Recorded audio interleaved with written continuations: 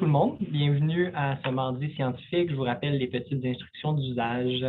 Dans un premier temps, on vous demande d'écrire votre nom et votre adresse courriel dans le chat pour les présences. Ça nous permet d'avoir un relevé des présences. Le PowerPoint va être disponible sur la page web du site des mardis scientifiques sur Psychopap, dont la version à jour sera disponible après la présentation. Puis on va vous donner le lien et le mot de passe dans le chat sous peu. La présentation est enregistrée pour être possiblement diffusée sur la chaîne YouTube des mardis scientifiques de Psychopap. Puis, on va vous envoyer le lien pour le sondage à la fin de la présentation. Aujourd'hui, on a la chance de recevoir Dr. Arruda, pharmacienne à l'hôpital en santé mentale Albert-Prévost. Elle a complété son doctorat en pharmacie en 2017 et une maîtrise en pharmacothérapie avancée en 2019. Ça fait maintenant un peu plus de 2 ans et demi qu'elle travaille comme pharmacienne clinicienne à l'hôpital en santé mentale Albert-Prévost au Premier Nord et aussi depuis environ 1 an aux soins intensifs psychiatriques. J'en profite pour souligner que moi, je n'ai pas pu travailler avec elle malheureusement, mais je sais à quel point elle est appréciée des collègues et à quel point j'apprécie recevoir ses évaluations lorsque les gens sont transférés à Jean Talon. Puis elle travaille aussi à l'hôpital Rivière-des-Prairies en pédopsychiatrie chez la clientèle autiste, en fait. Aujourd'hui, elle a accepté de nous présenter sur quelque chose qui, je dirais, nous questionne tous, sur lequel on a un peu de difficulté à avoir peut-être des conduites qui sont cohérentes, je dirais, d'un prescripteur à l'autre. On est très hâte de l'entendre présenter sur la déprescription en psychiatrie. J'ai aucun conflit d'intérêt à déclarer. Donc, voici le plan de ma présentation. Là, je vais essayer de rentrer tout ça en 55 minutes et moins. Tout d'abord, je vais définir c'est quoi la déprescription en pharmacie, puis aussi c'est quoi la polypharmacie. Puis ensuite, je vais décrire les différentes barrières à la déprescription. Puis ensuite, je vais présenter 2 cas patients qui sont des cas réels.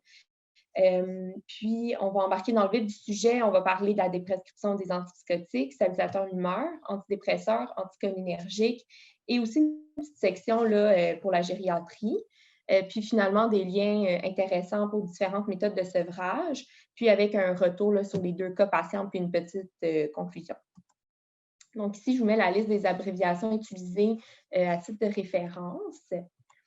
Donc, juste pour bien comprendre le sujet d'aujourd'hui, quand on parle de déprescription, on parle d'une réduction ou cessation des médicaments potentiellement inappropriés dans des situations où les risques potentiels ou existentiels dépassent les bénéfices, et cela en prenant en considération le statut médical, fonctionnel du patient et aussi ses préférences.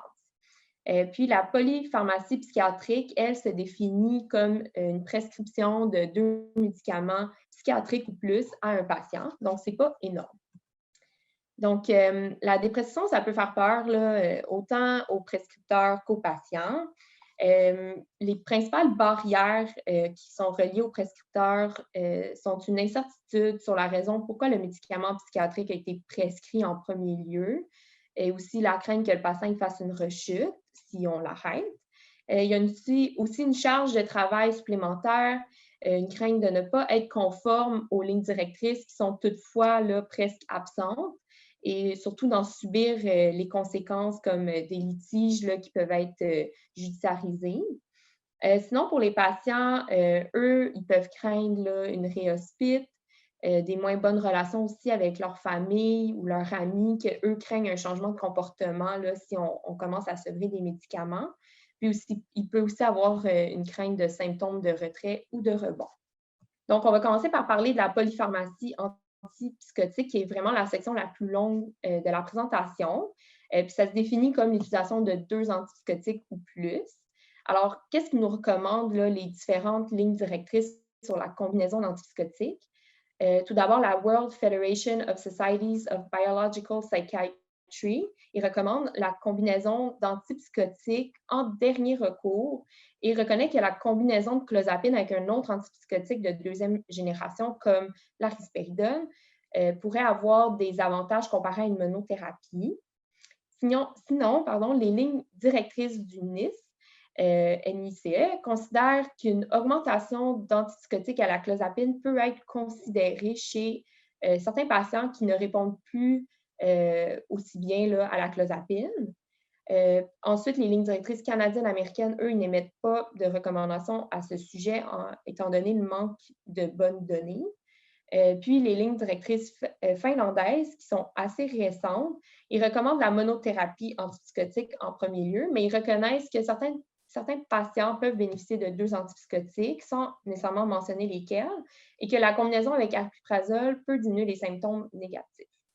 Donc, en gros, les lignes directrices sont plutôt contre l'utilisation d'une polypharmacie, une combinaison antipsychotique, malgré que les données sont quand même inconsistantes quant aux risques et bénéfices, avec des nouvelles données qui sont plutôt positives, qu'on va parler plus tard.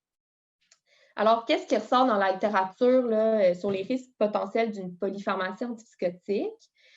Donc, on parle d'une observance en lien avec un régime médicamenteux plus complexe, un risque augmenté des fins indésirables en lien avec les interactions médicamenteuses, aussi l'utilisation de doses plus élevées d'antipsychotiques, plus de visites aux urgences et plus de SPIT en psy, puis une augmentation des coûts en santé. Aussi, dans une revue systématique qui portait sur les différents effets indésirables dans un contexte de polypharmacie antipsychotique, on voit qu'il y a des données quand même robustes pour l'utilisation, pour une augmentation de l'utilisation des médicaments anticholinergiques et des SEP parkinsoniens. C'est aussi associé à l'hyperprolactinémie, sauf aripiprazole.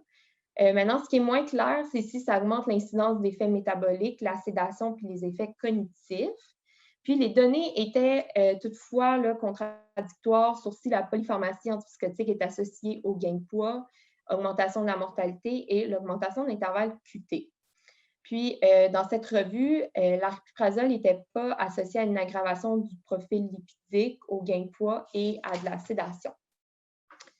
Donc, malgré ce que recommandent les lignes directrices, puis les risques potentiels aussi d'une polypharmacie antipsychotique, c'est quand même largement utilisé. C'est présent chez...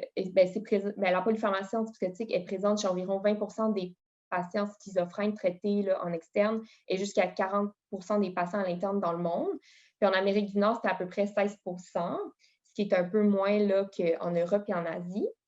Puis ce qui peut être inquiétant un peu, c'est plus l'utilisation d'une polypharmacie antipsychotique avant même un essai à la clozapine, comme ça a été constaté dans une étude rétrospective où 19 des patients avaient reçu une polypharmacie antipsychotique avant de recevoir une monothérapie dans leurs 90 premiers jours de traitement, puis il y avait un taux faible d'utilisation de la clozapine, soit en bas de 2 Alors, avec tout ça, on pourrait se demander s'il existe certains bénéfices à la polypharmacie antipsychotique ou si c'est vraiment une pratique qui devrait être évitée. Donc, cette étude observationnelle rétrospective, ça répond en partie à cette question. Elle avait pour objectif d'évaluer l'association entre des combinaisons spécifiques d'antipsychotiques et le risque de réhospitalisation en psychiatrie. Il y avait environ 62 000 patients qui étaient inclus dans l'étude qui ont été suivis jusqu'à 20 ans. C'est une étude sur le traitement à long terme versus épisode aigu, ce qui peut être intéressant. Puis aussi, ce qui était intéressant, c'est que pour minimiser le biais de sélection, un même patient était comparé à lui-même, donc il était son propre contrôle, puis ils observaient chez ce patient la réhospitalisation sous monothérapie antipsychotique versus polythérapie antipsychotique. Donc, dans la population à l'étude, il y avait un ratio égal homme-femme, un âge médian de 46 ans.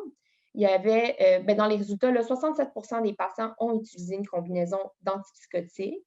Puis sur la figure, on voit que les 3 premières positions, c'est des combinaisons, puis ils surpassent la clozapine en monothérapie, qui est la molécule qui est associée au plus faible risque de réhospite en monothérapie. Puis ensuite, les combinaisons occupent les positions de 4 jusqu'à 9, puis ils surpassent l'utilisation d'une monothérapie qui est dans le fond, l'utilisation d'un antipsychotique longue action, peu importe lequel. Donc, si on revient au tableau, en premier, c'est la clozapine et aripiprazole, qui est la combinaison qui diminue le plus le risque de réhospite, soit d'environ 14 Puis si on la compare simplement à la meilleure monothérapie, donc la clozapine, le risque de réhospite est diminué de 22 en faveur de la combinaison. Puis en deuxième position, on a olanzapine avec un antipsychotique longue action. Puis clozapine, olanzapine en troisième position, qui peut être assez surprenant. Puis ça, on observe aussi le classement plus bas. On voit quetiapine, risperidone en monothérapie. Mais en fait, ça pourrait être expliqué par des doses moyennes de quetiapine qui étaient assez basses, donc entre 218 et 255, et de risperidone qui était entre 2,5 et 2,8. Mais dans le fond, ce qui se passait, c'est que les patients ils prenaient des doses plus élevées, mais ils les renouvelaient moins souvent. Donc, quand ils faisaient une moyenne, ça donnait des doses plus faibles. Puis l'hypothèse, c'est qu'ils les renouvelaient moins souvent parce que c'était moins bien toléré. Donc, les auteurs ainsi, là, ils concluent qu'en général, la polypharmacie antipsychotique est associée à un plus faible risque de réhospite en psychiatrie, entre 7 à 13 versus une monothérapie antipsychotique. Ils ont aussi conclu que la polypharmacie antipsychotique serait associée à un risque plus faible de mortalité de toute cause. Donc, on pourrait se demander, qu'est-ce qui explique la supériorité de la combinaison versus la monothérapie? Ça peut être en partie là, expliqué par un biais protopathique qui est inhérent à l'étude. C'est-à-dire que le traitement, deuxième traitement, là, est souvent ajouté quand que le patient a des symptômes qui s'aggravent. Donc, après l'amélioration, est-ce que c'est vraiment essentiel de maintenir le premier antipsychotique? Donc, ça pourrait être expliqué pourquoi la combinaison était supérieure. Sinon, les auteurs soulèvent aussi que possiblement l'observance serait meilleure avec 2 antipsychotiques versus 1 parce que le patient va probablement utiliser au moins un des 2 antipsychotiques. Puis aussi, ils ont remarqué que la dose de clozapine, quand elle était combinée avec aripiprazole, était plus basse. Donc, on pourrait peut-être penser qu'une diminution de dose de clozapine, ça pourrait diminuer les effets indésirables, donc améliorer l'observance. Puis aussi qu'une combinaison avec aripiprazole pourrait diminuer les effets indésirables, donc améliorer l'observance.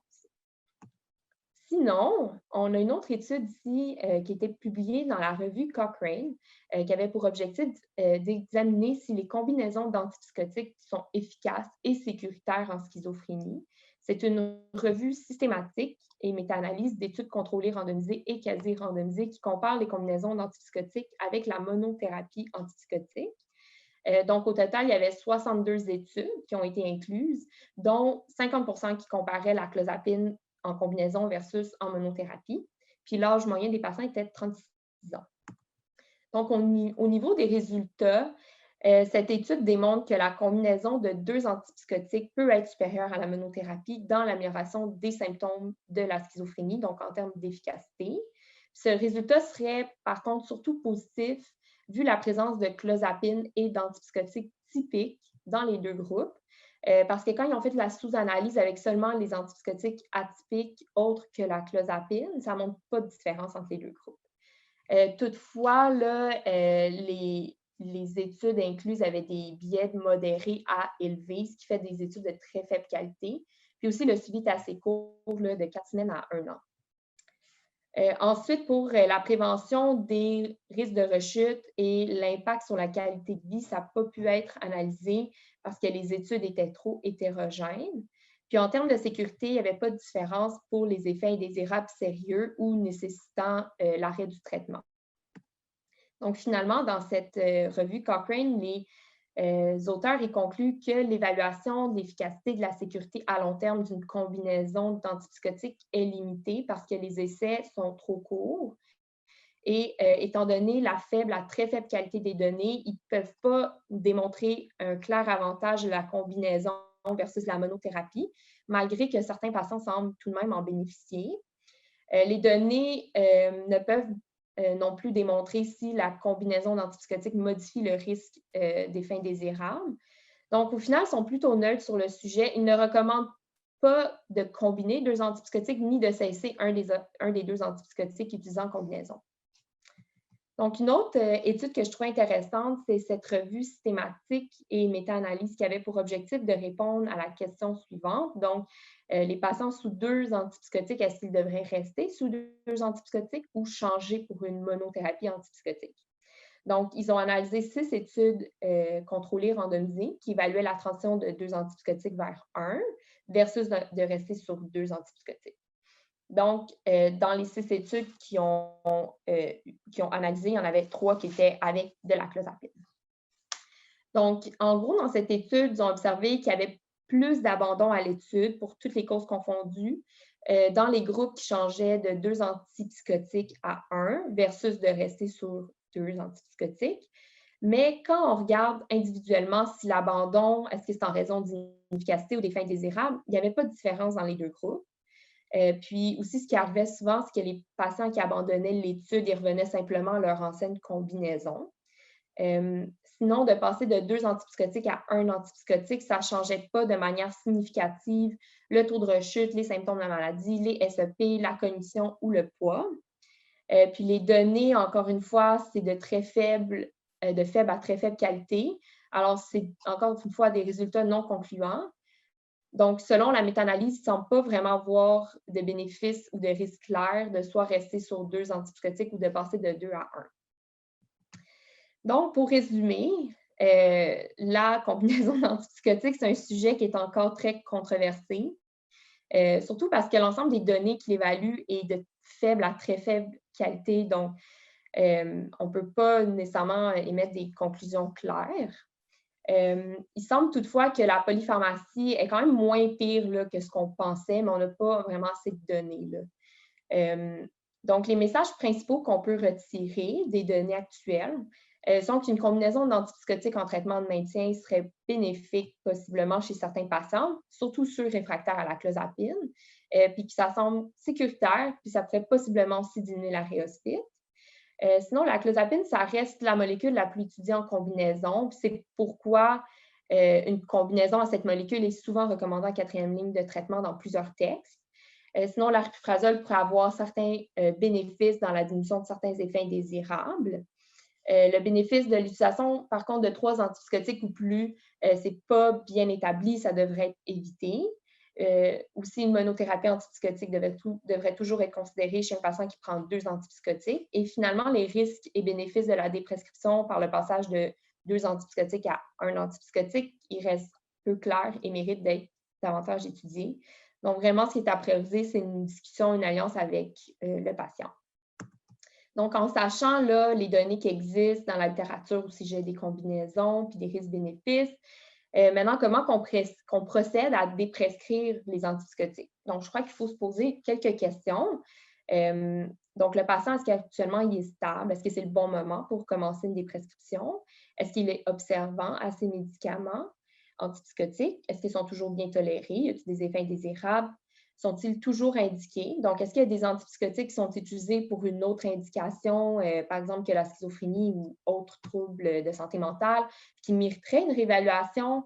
Est-ce que la raison derrière l'ajout d'antipsychotiques est toujours pertinente, comme par exemple un aripiprazole utilisé pour diminuer la prolactine, mais le patient ne prend plus de risperidone? Les doses des antipsychotiques, est-ce qu'elles sont trop élevées? Est-ce qu'une diminution de dose pourrait être envisagée? Donc, dans ce tableau-là, ça indique les doses là, qui seraient efficaces chez 95 de la population, les doses minimales. Donc, est-ce qu'on pourrait se demander si on pourrait se rapprocher de celles-ci? Sinon, ensuite, est-ce que le profil de liaison des récepteurs, est-ce qu'il y a un ou des médicaments que leur profil de liaison récepteur est semblable, donc ils n'agiraient pas en complémentarité? Donc, ce qu'on peut voir ici, là, est-ce qu'il y a des combinaisons d'antipsychotiques qui sont inutiles? Donc, on regarde ça surtout avec l'antagonisme au niveau du récepteur D2. Donc, on a les molécules plus incisives et moins incisives qui seraient peut-être plus complémentaires les unes entre les autres.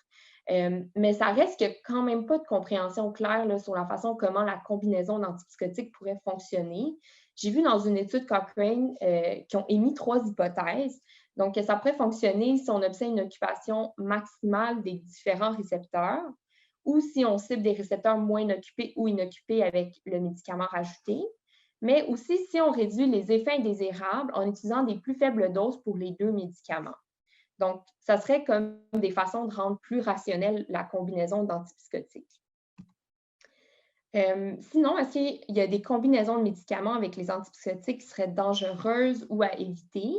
Donc, dans une étude qui avait pour objectif d'évaluer la mortalité de la polypharmacie antipsychotique, ils ont vu que la polypharmacie, ça n'augmente pas le risque de mortalité de toute cause, mais que les benzodiazépines combinées avec un antipsychotique sont associées à un risque accru de mortalité. Donc, ça, c'est dans l'étude de Pandra. Sinon, dans une autre étude qui voulait aussi évaluer la mortalité des combinaisons en schizophrénie, la combinaison de 2 ou de 1 antipsychotique avec un antidépresseur n'était pas associée à une augmentation de la mortalité. Puis même que l'association avec un antidépresseur, c'était associé à une diminution des morts par suicide. Mais comme dans la précédente étude, la combinaison avec une benzo était associée à un risque augmenté de mortalité. Puis en 2019, c'est la plus grosse étude que j'ai trouvée, la plus récente aussi à ce sujet. Donc, Stroop et d'autres auteurs se sont intéressés à l'efficacité de 4 différents traitements d'appoint à un antipsychotique en regardant l'augmentation du risque d'hospitalisation. Donc, c'est une étude rétrospective observationnelle d'environ 82 000 patients. Puis, ils ont pris des patients qui étaient sous monothérapie antipsychotique pendant au moins 90 jours avant de recevoir un traitement d'appoint. Fait que le traitement d'appoint, c'était soit un antidépresseur, un stabilisateur d'humeur ou une benzo. C'était comparé avec l'ajout d'un deuxième antipsychotique. Donc, ils ont observé qu'il y avait une diminution du risque de réhospite et de visite à l'urgence avec l'ajout d'un antidépresseur. L'association, par contre, avec un stabilisateur d'humeur, quant à elle, augmentait la mortalité toute cause.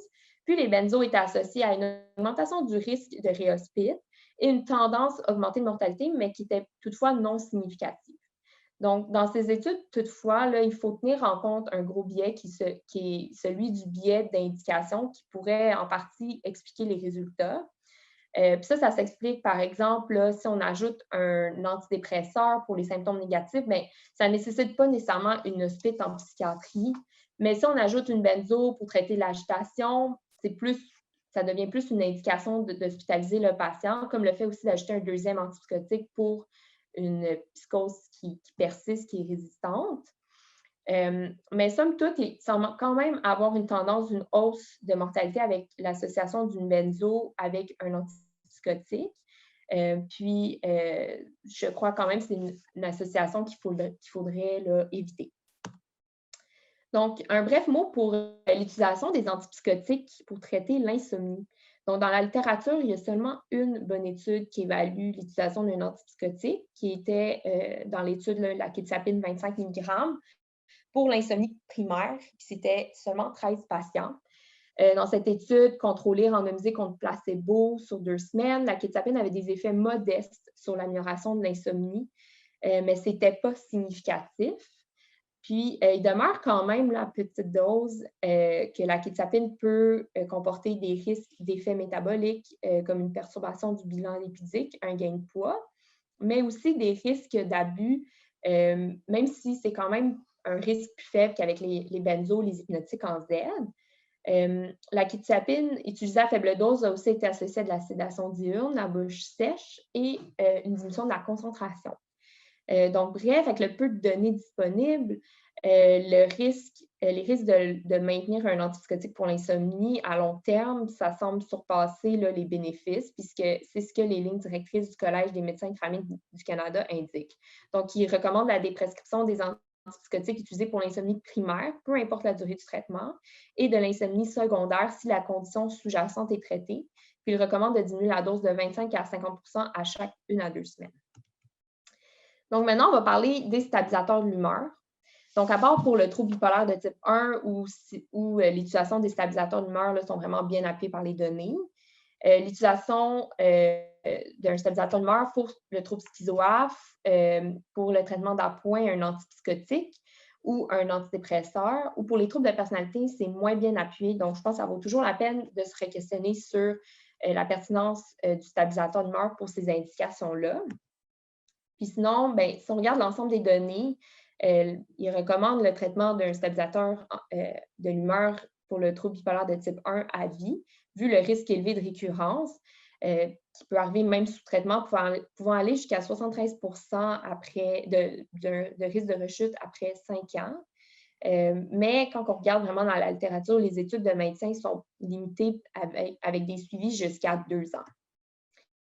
Donc, malgré, c'est ça, que la conduite générale, c'est de maintenir le stabilisateur d'humeur à vie, il y a quand même certaines situations qu'on pourrait se questionner là, si on déprescrit un stabilisateur d'humeur. Comme tout d'abord, si le patient a des effets indésirables incommodants, ça peut être en lien avec l'âge, des nouvelles comorbidités, des interactions médicamenteuses.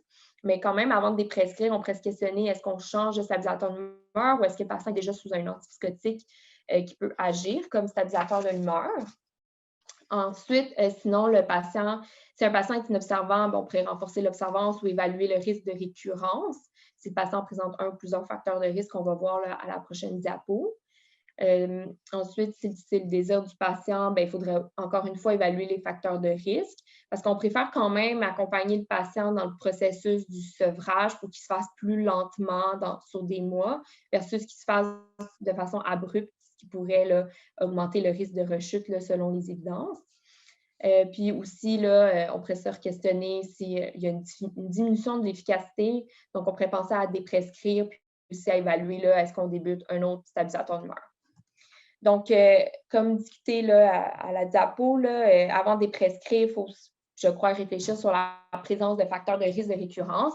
Dans le cas de maths, ils en ont énuméré là, plusieurs. Donc, un début de maladie à un jeune âge, des caractéristiques psychotiques, un patient connectique rapide, épisodes antérieurs nombreux, de plus en plus fréquents, anxiété comorbide, TLU comorbide, et s'il y a présence de symptômes atténués persistants.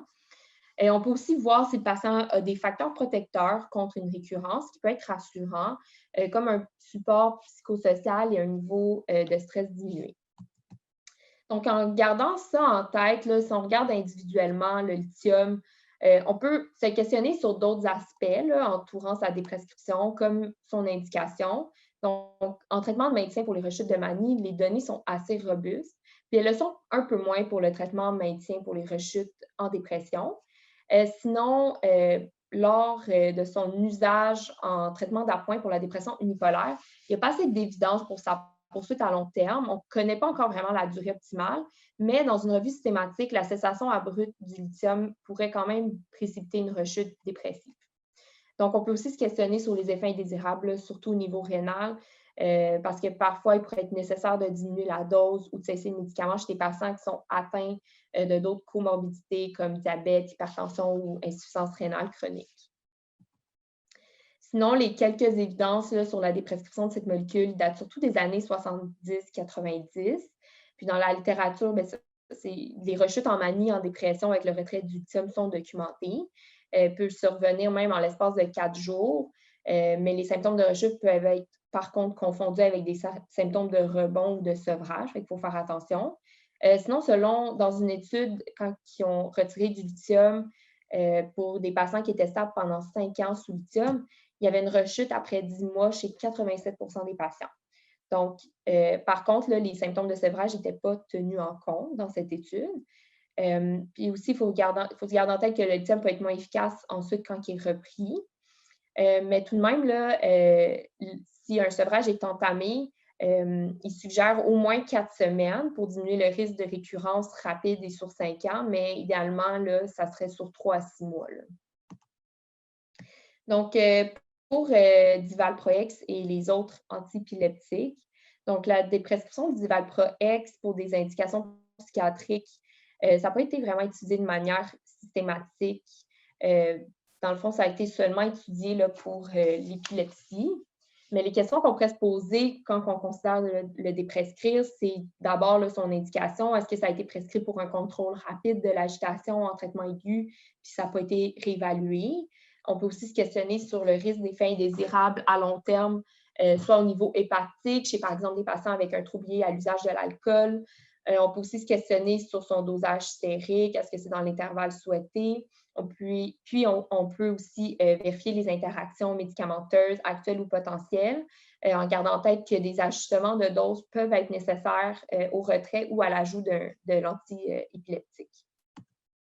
Sinon, qu'est-ce qu'il y en est pour les combinaisons utilisées en traitement aigu dans le trouble bipolaire? Donc, est-ce qu'on doit garder l'antipsychotique ou le stabilisateur de l'humeur indéfiniment après une rémission? Donc, dans le CAMAT, il recommande de poursuivre au moins pendant 6 mois avec les agents utilisés lors de l'épisode aigu, parce qu'en effet, dans une étude, la poursuite d'une combinaison d'antipsychotiques et de lithium ou Divalproex durant les 6 mois suivant un épisode maniaque avait diminué d'environ 50 le risque de récurrence par rapport à l'utilisation d'un placebo avec le stabilisateur de l'humeur. Mais au-delà de 6 mois, c'est là que ça devient moins clair.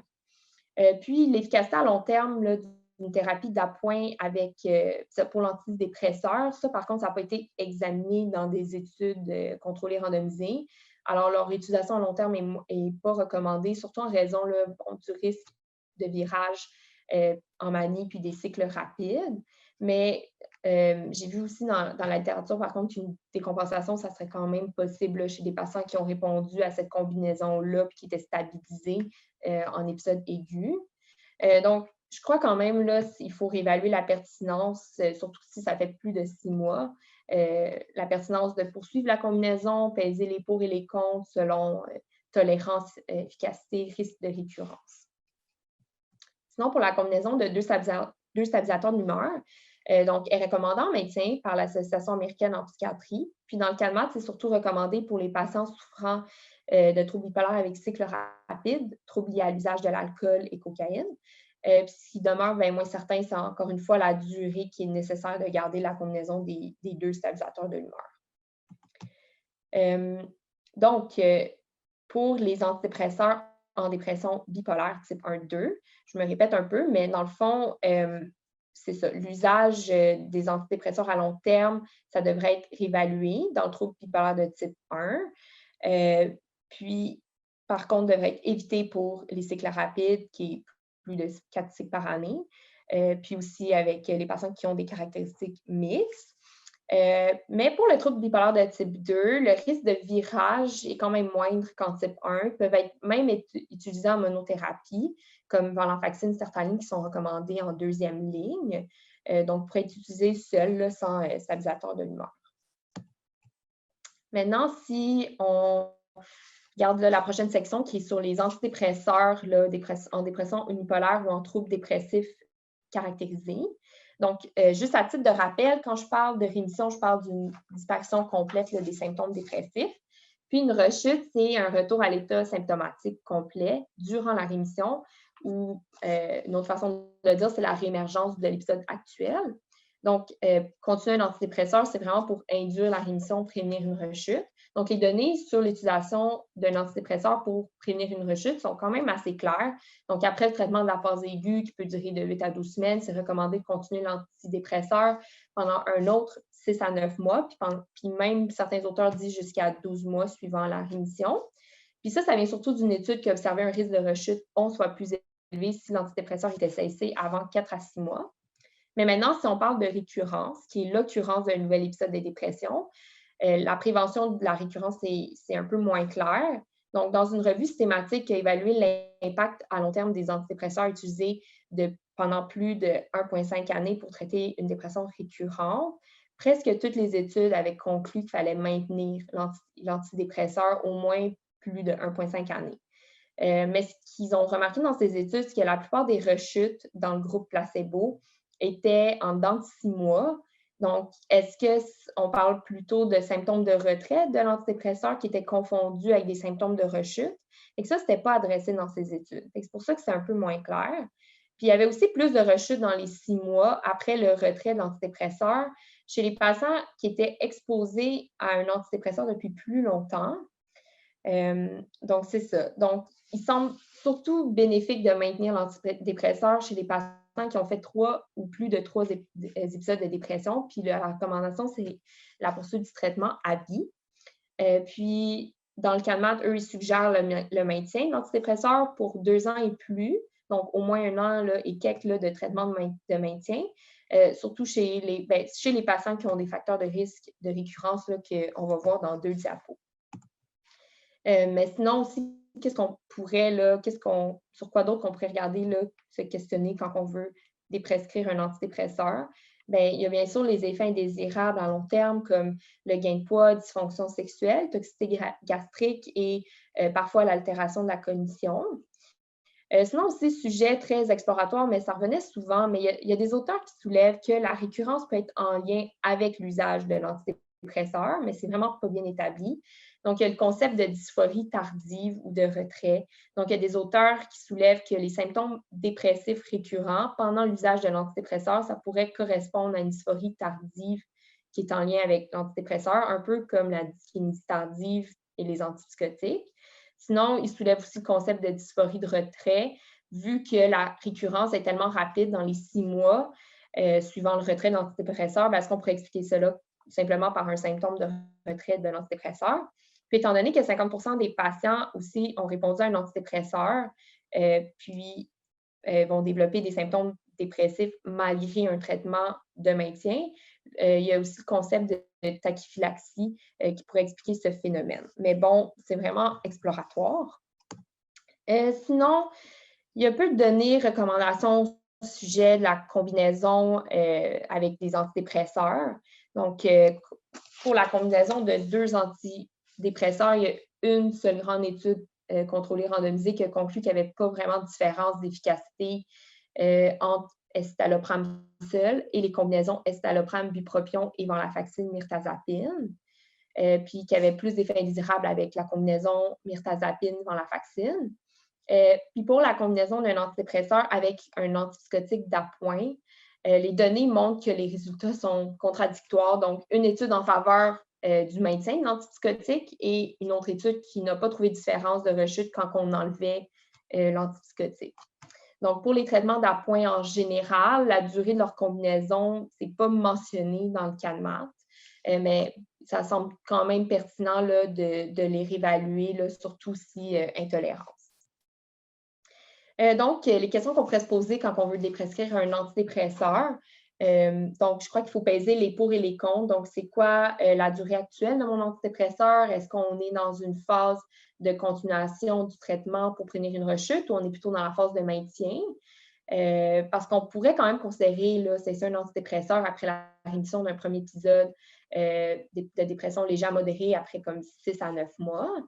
Puis si on est dans le maintien, est-ce qu'on a des facteurs de risque, de récurrence? Donc, c'est ça. Donc, les facteurs de risque dans le CANMAT, c'est des épisodes fréquents, récurrents, avec des épisodes aussi sévères, avec psychose, impact fonctionnel, suicidalité, présence de comorbidité psychiatrique et autres conditions médicales, présence de symptômes résiduels, présence aussi d'épisodes difficiles à traiter. Donc, il faut se questionner sur les effets indésirables, l'efficacité du traitement lors de l'épisode aigu, parce qu'un patient avec une vraie réponse au traitement, il y aurait plus de risque de rechute si l'antidépresseur est cessé. On peut aussi se questionner si le patient est ouvert à tenter d'autres alternatives de traitement comme la psychothérapie. Puis, si le patient prend plusieurs antidépresseurs, il faut aussi se questionner sur les usages, savoir pourquoi ils ont été ajoutés en premier lieu, puis si leur combinaison est rationnelle, un peu comme les antipsychotiques, puis on regarde les mécanismes d'action, puis se demander si c'est encore nécessaire. Mais comme toujours, le sevrage devrait se faire très lentement, surtout si le patient prend un antidépresseur depuis longtemps. Puis ce qui est suggéré, c'est un minimum de 4 semaines, puis même jusqu'à 3 mois, là, sinon plus. Ici, j'ai mis un peu les symptômes de sevrage parce qu'ils sont pas rares là, avec les antidépresseurs. Ils débutent souvent quelques jours après le retrait de l'antidépresseur. Puis il faut faire attention à ne pas les confondre avec une récurrence d'un épisode dépressif, là, ce qui peut être assez difficile des fois. Donc, ce qui peut aider, c'est que la récurrence, ça peut arriver quelques jours, mais aussi quelques semaines après le retrait de l'antidépresseur. Puis souvent, il n'y a pas de symptômes physiques. Tandis que les symptômes de sevrage, ça peut comprendre des symptômes physiques puis des changements d'humeur aussi, comme l'habilité de l'humeur, dépression transitoire, anxiété sévère. Ensuite, pour les agents très anticholinergiques comme l'hytricyclique ou la paroxétine, il faut surveiller le rebond cholinergique. Parfois, ça peut être nécessaire de le traiter avec un agent comme la benztropine, mais c'est surtout si l'arrêt est abrupt. Sinon, avec les SRS, on peut voir étourdissement, fatigue, myalgie, paresthésie, nausées, vomissements, etc. Puis, à garder en tête qu'avec les agents avec temps de demi-vie plus court, sont souvent plus difficiles à sevrer que ceux avec un temps de demi-vie plus long. Ensuite, pour la dépression psychotique, on peut se demander est-ce qu'on garde l'antipsychotique à long terme? Donc, dans les lignes directrices, là, le CANMAT et les lignes directrices américaines, la durée est incertaine et inconnue. J'ai deux études, c'est ça qui avaient adressé ce sujet, puis ils avaient recommandé de maintenir l'antipsychotique pendant au moins 4 mois. puis qu'un maintien à long terme devrait être considéré chez les patients avec des facteurs de risque de rechute, soit un patient plus jeune, une durée plus longue de l'épisode dépressif ou un nombre élevé de récidives. Mais dans l'étude de Flint et autres, eux, ils mettent des recommandations un peu différentes. En fait, dans cette étude contrôlée, randomisée, double aveugle, multicentrique, après une phase de traitement aigu et de stabilisation sous sertraline et olanzapine, les patients étaient randomisés un pour un dans 2 groupes. Donc, soit sertraline, olanzapine ou sertraline avec le placebo. Puis les patients dans le groupe placebo avaient leur olanzapine sevrée sur 4 semaines, puis ils étaient suivis pendant 9 mois. Donc, ils ont observé que le risque de rechute était 2 à 3 fois supérieur dans le groupe avec le placebo, surtout pendant les 3 premiers mois. Donc, on voit la courbe de l'image là, qui illustre bien ça. Puis, ils ont aussi observé qu'il y avait plus de parkinsonisme, prise de poids, évidemment, dans le groupe avec olanzapine, sertraline. Donc, leur conclusion, c'est qu'ils concluent qu'une réduction du risque de rechute peut aller jusqu'à 9 mois. Mais comme on le voit là, sur l'image, c'est vraiment après le 3e mois ou la semaine 12, là, les courbes redeviennent un peu plus similaires. Donc, je crois qu'il serait quand même pertinent là, de réévaluer l'antipsychotique après 3-4 mois. Puis si bien toléré, ben, on peut aller jusqu'à 9 mois, mais si pas bien toléré, on pourrait considérer de le cesser, surtout si les patients ne présentent pas vraiment de facteur de risque de récurrence. Sinon, petite section là, pour les anticholinergiques là, qui traînent dans les dossiers qui ont été utilisés là, pour traiter un ou des SEP. Donc, les premières études de sevrage anticholinergique, c'était chez des patients, surtout sur les antipsychotiques de première génération. Ça menait à des résultats mixtes, mais c'était surtout confondu parce que l'arrêt était abrupt. Mais il y a des études plus récentes avec des patients sous antipsychotiques deuxième génération. Puis l'arrêt de l'anticholinergique a démontré un effet limité sur les troubles de mouvement. Donc, il n'y avait pas d'augmentation significative du parkinsonisme, de l'acathysie et de la dystonie. Puis même que la cognition pourrait même s'améliorer selon quelques études. Donc, certains auteurs suggèrent qu'un sevrage après 3 mois d'utilisation est justifié. Surtout si le SEP, le symptôme extrapyramidal en question est contrôlé. Puis même, là, sa dépression, ça pourrait même améliorer la qualité de vie. Donc, en effet, là, ça, dans une étude en 2021, ils ont sevré pendant 1 à 6 mois des médicaments comme benztropine qui étaient utilisés pendant au moins 6 mois chez des patients qui n'avaient plus de SEP. Puis pour plus de 75% des patients, c'était une réussite, puis ça améliorait leur qualité de vie. Mais il y avait 10% des patients qui ont dû reprendre leurs médicaments anticholinergiques parce qu'il y avait une réapparition des SEP. Pour la déprescription du propranolol, par contre, là, utilisé pour la l'acathysie, je n'ai rien trouvé, mais je crois qu'on pourrait considérer appliquer une méthode là, similaire que pour les anticholinergiques.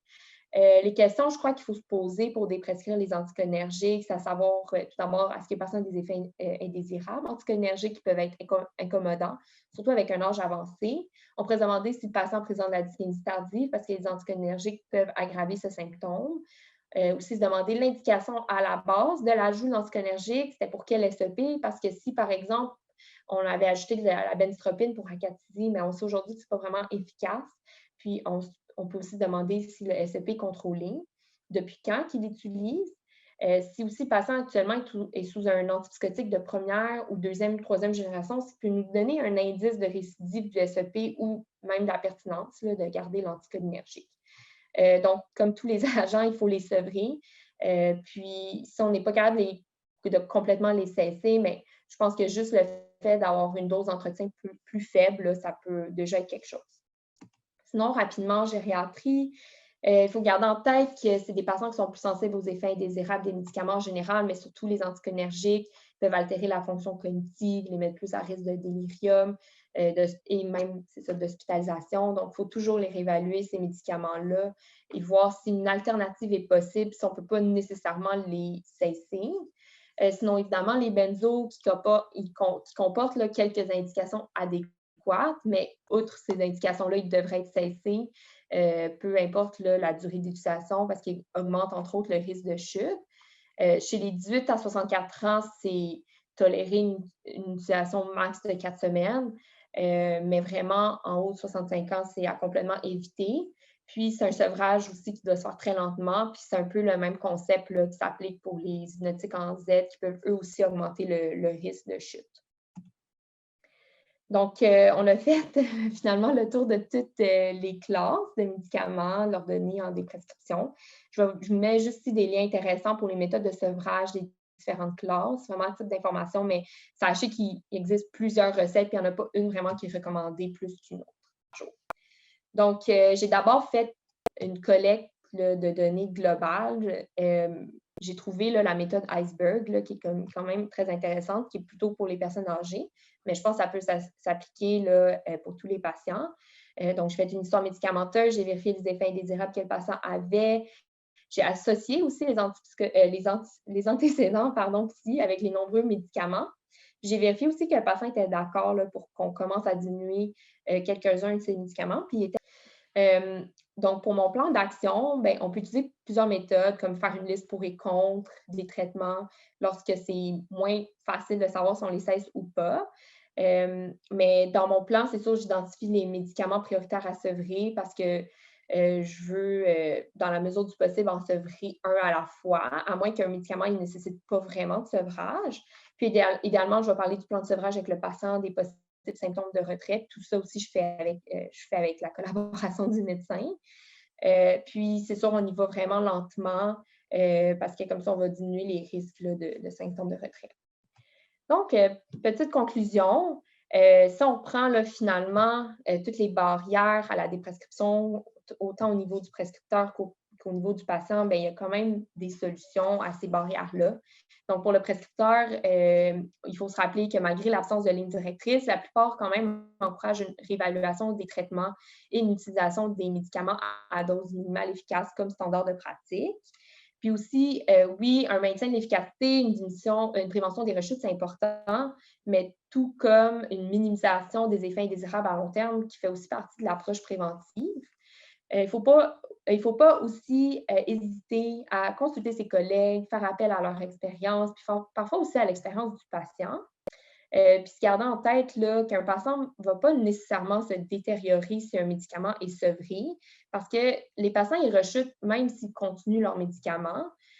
Donc, se rappeler que ce qui fonctionne initialement pourrait ne pas se maintenir tout au long du cours naturel de la maladie ou de la vie du patient.